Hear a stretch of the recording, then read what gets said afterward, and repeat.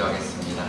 아버지 하나님, 4월 1일입니다. 4월에 봄이 시작되었습니다. 아버지 하나님, 오늘도 또 4월도 하나님 함께하여 주시고 하나님과 동행하는 또 이 부활의 계절이 될 수 있도록 하나님 인도하여 주시옵소서. 감사드리며 예수님의 이름으로 기도드리옵나이다. 아멘.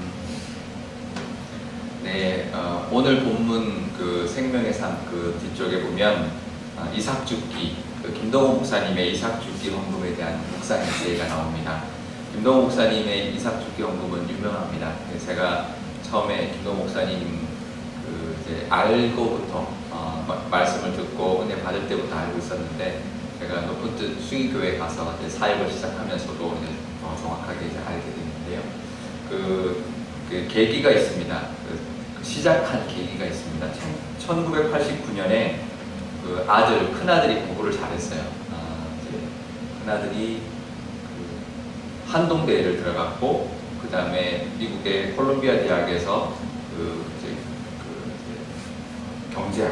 경제학 중에서도 개발경제학이라고 있습니다. 그러니까 이제 보통 개발경제학이 여러 가지가 있는데요. 이제 큰 개발을 하기 위한 경제가 있고, 미시경제학이 있는데, 미시개발경제학이 있는데, 이 친구는 이제 가난한 나라들에 대한 그런 그 나라의 경제 정책 같은 거, 그런 걸 연구했습니다. 그래서 지금 KDI 그 대학원에 교수로 와 있는데요. 그 친구 이제 공부를 잘하고 하니까 50만 원 주고, 그 당시에 50만 원 주고 컴퓨터를 사줬어요. 근데 그날 밤에 뉴스에 뭐가 나왔냐면, 천호동의 일가 4명이 집단 자살을 했는데 보증금을 못 올려서 자살을 했는데 그 보증금이 50만 원. 그러니까 목사님이 그래도 목회자 가정에서 50만 원 이제 잘 모아서 아들 컴퓨터를 사줬는데 그 돈이 없어서 4명이 자살한다는 걸 듣고는 마음이 너무 아픈 거예요. 그러니까 이제 죄책감이 드는 거죠. 누구는 컴퓨터 가격인데 누구는 그게 없어서 자살을 하니까. 그래서 이제 근데 좀 불편한 거죠. 그러면 하나님, 그러면 나는 자식한테 컴퓨터도 한 대 못 사주냐, 이제 그런 마음이 드는 거예요. 그러니까 어떻게 하라는 거냐, 그러면 우리는 그러면 어떻게 살라는 거냐, 이제 그런 마음이 이제 드시는 가운데, 기도하는 과정 가운데 그 구약에 헌금하는 게 나오죠. 헌금하는 것 중에서 뭐가 나오냐면, 그 밭을 다 추수하지 말고 내 기퉁이는 남겨둬라. 그건 가난한 자들의 몫이다. 이제 그 말씀을 보고, 그래서 이제 떼기를 이제 떼자. 우리의 그 소유 중에서 일부를 떼서 가난한 자에게 주는 헌금을 하자. 그래서 이삭 죽기, 그 이삭을 주울 수 있도록 남겨두는 그것을 보고 이삭 죽기 헌금을 이제 시작을 했습니다. 처음에 이제 집에서 시작했는데요. 저금통 하나 놓고 이삭 죽기다. 그리고는 가족을 모아놓고 이제 그런 취지를 이야기했더니, 첫 번째로 이삭 죽기의 첫 번째로 한 그 장본인이 누구냐면 큰아들 부열씨, 김부열씨. 둘째 아들은 지열씨, 부열, 지열, 정렬이거든요. 지열씨는 지금 영화에 감독한다고 지금 이제 영화 쪽에 이제 일을 하고 있고요. 셋째 정렬씨는 지금 부목사로 이제 일을 하고 있습니다. 그래서 세 아들들이 헌금을 하고 이제 그렇게 시작해서, 그 당시 영락교회 부목사님으로 계셨는데 고등부에서 시작을 했고, 그 다음에 동안교회 왔을 때 동안교회에서 했고, 높은 뜻 수인교회 와서 높은 뜻 수인교회에 이삭 죽기 헌금을 하기 시작했는데요. 오늘 묵상 에세이에 보면 그런 동안교회의 그 헌금, 이삭 죽기 헌금을 하는 과정 중에 하루 품삯, 공장에서 일하는 하루 품삯을 다 이제 드린, 11,000원을 다 드린 할머니의 이야기가 나옵니다.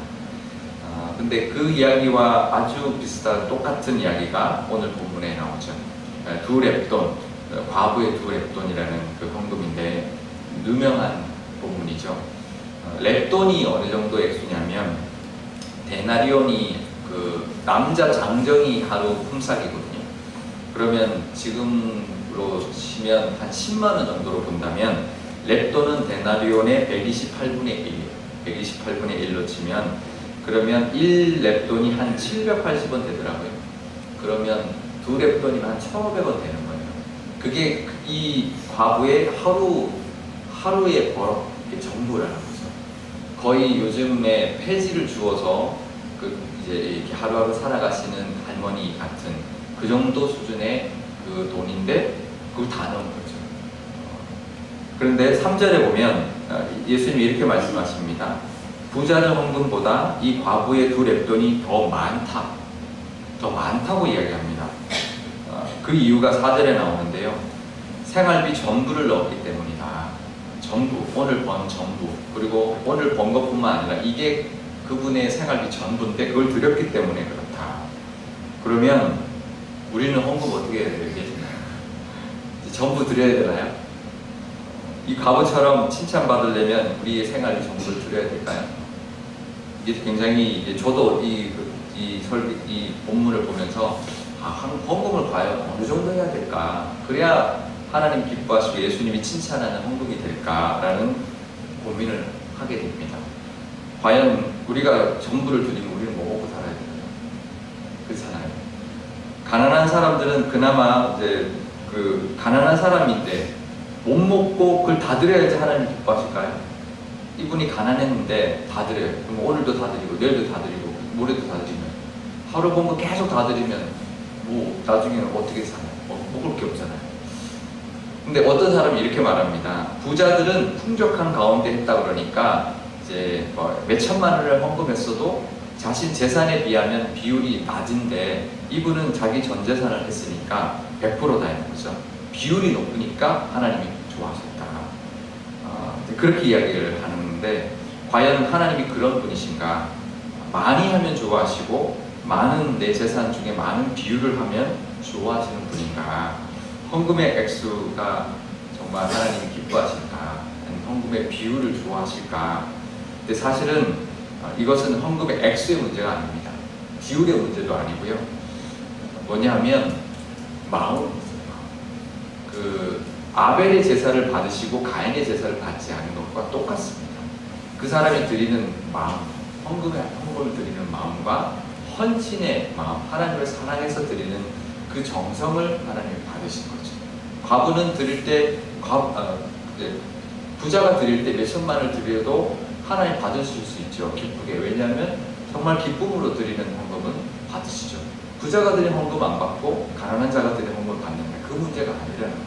우리가 드리는 기쁨으로 드리고 정말 헌신하는 마음으로 드리는 그 헌금할 때의 마음을 하나님 받으신다라는 것입니다. 부자들이 헌금을 했을 때 5절에 보면 헤롯 성전이 나오는데요. 이게 헌금하고 연결됩니다. 왜냐하면 그 헤롯 성전을 지을 때 헌물과 헌금으로 이루어졌는데 그 당시 건축술 중에서 가장 아름답게 지었다고 해요. 그리고 건물을 금으로 장식했고요. 금이 아닌 부분은 하얀 대리석으로 장식해서 아주 최고의 건축물로 하나님께 드렸고 성전이 가로 11.4m, 세로가 43.7m, 높이가 5.5m, 그 다음에 입구에 있는 기둥은 높이가 12m, 대리석 기둥이. 그리고 헤롯 왕이 그 성전에 헌물을 했는데 1.8m 되는 포도나무 황금을 드렸대요. 황금으로 된 포도나무 1.8m짜리를 드렸대요. 우리 키만한 포도나무를 황금으로 만들어서 드렸대요. 하나님 기뻐 받으셨을까요? 액수가 중요한 게 아닌 거죠. 부자들은 많은 헌금을 했지만 하나님 받으시지 않으셨습니다. 가인이 제사 드렸을 때 받지 않은 것과 똑같습니다. 똑같이 드려도 아벨의 제사는 받으셨습니다. 마찬가지입니다. 우리가 헌금을 드릴 때 믿음으로 드리는 헌금, 또 우리가 헌신된 마음으로 드리는 헌금, 하나님을 사랑해서 내가 기꺼이 드리는 헌금을 하나님 받으시는 거죠. 우리 사랑하는 사람, 우리 남편이 선물해 줄 때 비싼 헌금, 비싼 선물이 좋으세요? 아니면 정성이 들어간 선물이 좋으세요? 정성이 들어간 비싼 선물이 좋으시죠? 그렇죠?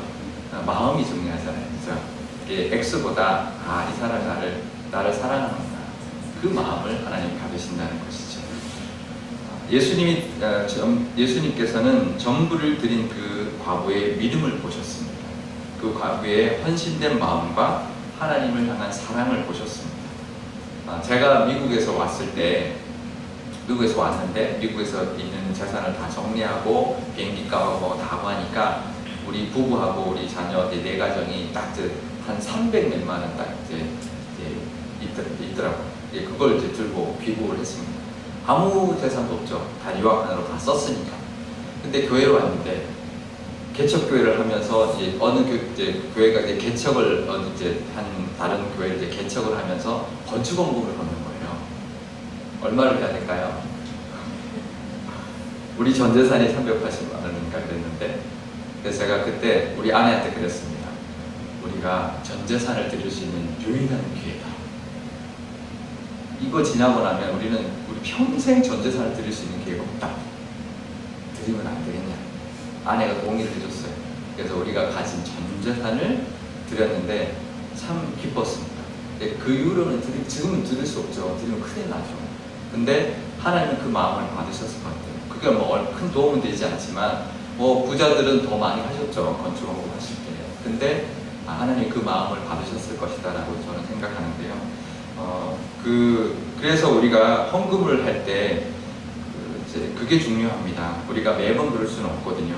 그래서 우리가 얼마를 드릴까, 우리가 정성을 다해 드리는 액수가 얼마일까. 그래서 오늘 묵상 에세이에 나오는 김동호 목사님의 이삭 주기는 한 달에 하루치, 자기 월급에 자기의 수익에 한 달에 하루치는 가난한 사람을 위해서 쓰자라는 그런 계산을 하신 거예요. 그래서 그 기준을 정하고 하나님께 믿음으로 또 하나님을 향한 어떤 사랑하는 마음으로 드렸습니다. 우리도 헌금할 때 우리 11조를 드리고 또 구제헌금을 드리고 성경금을 드리고 여러 가지 헌금을 할 때 우리가 하나님께 헌신하는 마음, 하나님 사랑해서 우리가 최선을 다하는 마음으로 헌금하면 어떤 헌금도 우리가 드리는 헌금을 마음을 보시고 기뻐 받아주시는 줄 믿습니다.